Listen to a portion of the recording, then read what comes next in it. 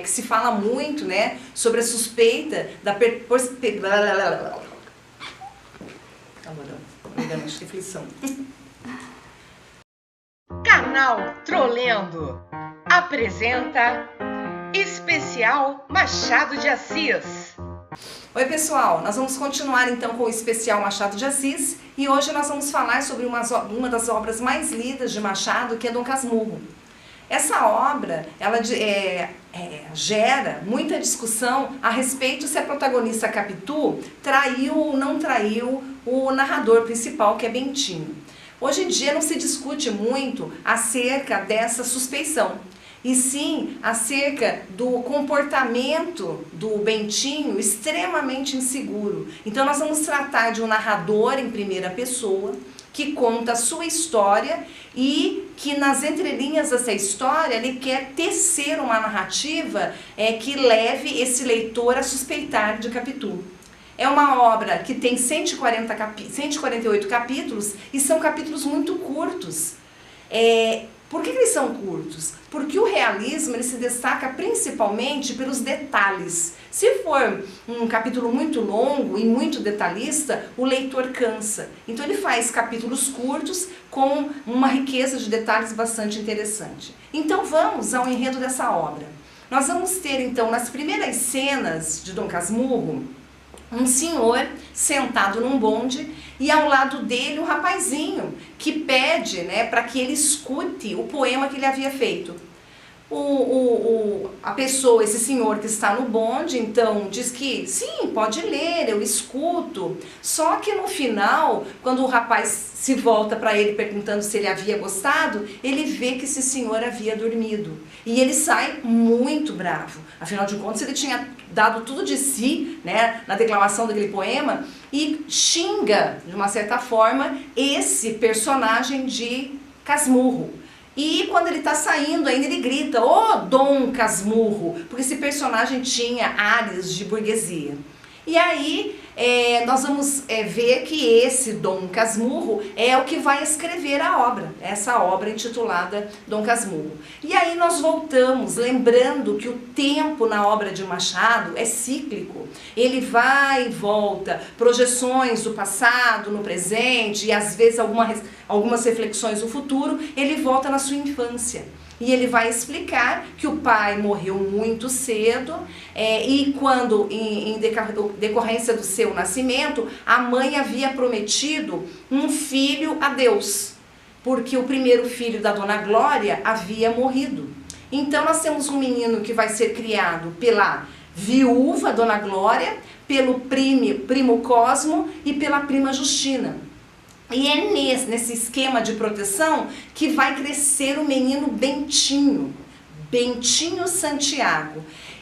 E aí, passado algum tempo, se apresenta na casa da Dona Glória um senhor que falava muito bem, falava latim, tinha uma noção de literatura clássica e se apresenta como amigo do falecido. E o nome dele é José Dias. O José Dias tem um papel muito importante na formação do menino Bentinho, porque o José Dias vai incutir nessa criança muito mais algumas características de dependência, de não crença nas pessoas. E ao lado da casa do Bentinho vai morar uma menina da mesma idade que ele, que se chamava Maria Capitulina. Só que a Maria Capitulina, chamada, né, o apelido de Capitu, ela não era da mesma classe social do Bentinho. Daí vocês vão me perguntar, mas como é que ela vai morar num bairro de classe média alta, no Rio de Janeiro? É porque o pai havia recebido um dinheiro de uma loteria. Então ele compra essa casa boa, continua trabalhando como funcionário público e Bentinho e Capitu crescem juntas. Só que o comportamento dos dois, as características dos dois se complementam. Então, enquanto Bentinho era muito inseguro, Capitu era extremamente segura. Capitu era muito curiosa, extrovertida e o Bentinho era muito tímido. Então, eles se complementam. Quando chega na adolescência, a Capitu cria uma cena para beijar o Bentinho e chega a hora desse menino ir para o seminário. É aí, né, que vai entrar a persuasão de Capitu. Ela diz: como que você vai para o seminário? Você é meu namorado. E ele disse: não, mas a minha mãe fez uma promessa que seu filho deveria ir para o seminário. E aí ele fica um tempo lá no seminário, ele arranja um grande amigo, que seria mais ou menos, pessoal, a versão feminina de Capitu, que é o Ezequiel Escobar. Se tornam grandes amigos e numa das férias que ele volta para casa, a Capitu dá uma prensa. Ou você fala para sua mãe que você não vai mais para o seminário, ou o nosso namoro não existe mais. E aí ele vai pedir ajuda do José Dias. E o José Dias conversa com ele, mas você tem certeza que você não quer ir? Sim, quero. Mas isso não tem a ver com a filha do Tartaruga, que era o pai da Capitu? Ele diz: por quê? Olha, cuidado, essa menina tem olhos muito estranhos, me parece olhos de cigana, eles são oblíquos e dissimulados. Bentinho não entende nada. Diz: não estou entendendo o que você está falando, mas eu amo Capitu e você... Ele toma uma atitude bastante enérgica, mas impulsionado porque Capitu havia falado para ele: você vai convencer a minha mãe que eu não vou mais para esse seminário. E é isso que acontece. O José Dias chega para Dona Glória e diz o seguinte: Glória, como foi o teor da sua promessa? E ela disse: olha, eu ofereci um filho a Deus. Não necessariamente citou o nome do Bentinho, é isso? Eu não citei o nome do Bentinho. E aí há uma crítica bastante grande à igreja. O José diz assim: olha, o Bentinho não quer ser padre. Então eu tenho uma ideia. Nós adotamos uma criança, colocamos o sobrenome de Santiago e mandamos esse menino para o seminário no lugar do Bentinho. E a Dona Glória topa essa parada. E aí o Bentinho vai estudar direito, o Ezequiel Escobar também sai do seminário, ele vai acabar se casando com a Capitu e o Escobar se casa com a melhor amiga de Capitu, que se chama Sancha. Nos primeiros anos está tudo bem, até que Capitu engravida e a Sancha também. A filha de Sancha vai se chamar Capitu e o filho da Capitu vai se chamar Ezequiel, que era o nome do Escobar. Eles frequentavam a casa um dos outros e um dia, por ironia machadiana, o Escobar, que era um excelente atleta de natação, né, acaba morrendo afogado. E a partir daí o Bentinho fica um pouco incomodado, porque no dia do enterro a Capitu chorou muito a morte do Escobar. E ele achou estranho: nossa, como ela gostava desse meu amigo. E aí, passado algum tempo, a Capitu, numa sala com o Bentinho, aponta para o filho e diz: nossa, esses olhos aí do nosso filho me lembram alguém. É muito próximo, ele lembra alguém. Daí o Bentinho diz o seguinte: eles são muito parecidos com os olhos do seu pai.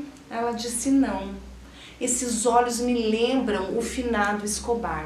Nossa, aí eu vou ter um problema na narrativa, porque a partir desse momento o Bentinho incorpora: eu fui traído. Até então não tinha indício nenhum, a obra não traz esse traço de traição. E aí ele toma uma decisão: assim como Escobar morreu, eu preciso me livrar da criança.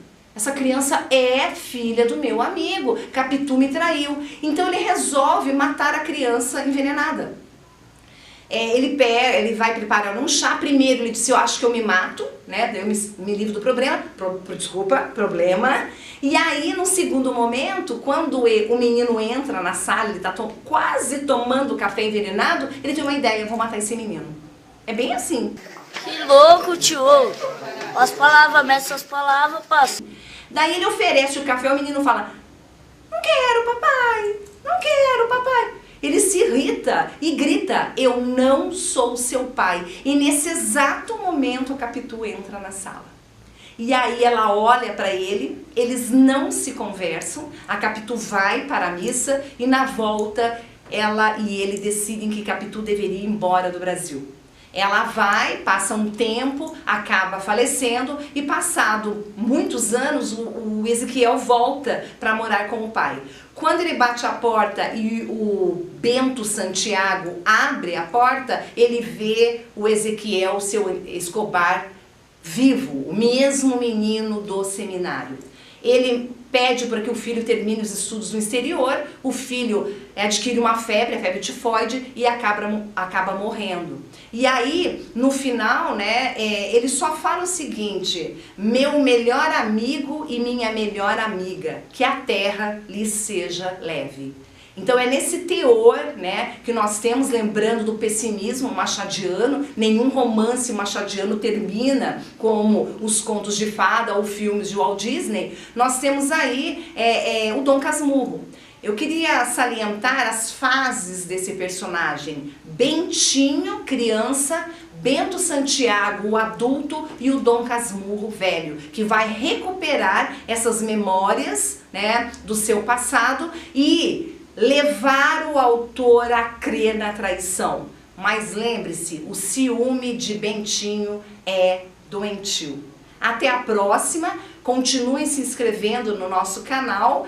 No ano que vem nós teremos mais e mais literatura, tanto para o vestibular quanto para o nosso deleite. Até a próxima!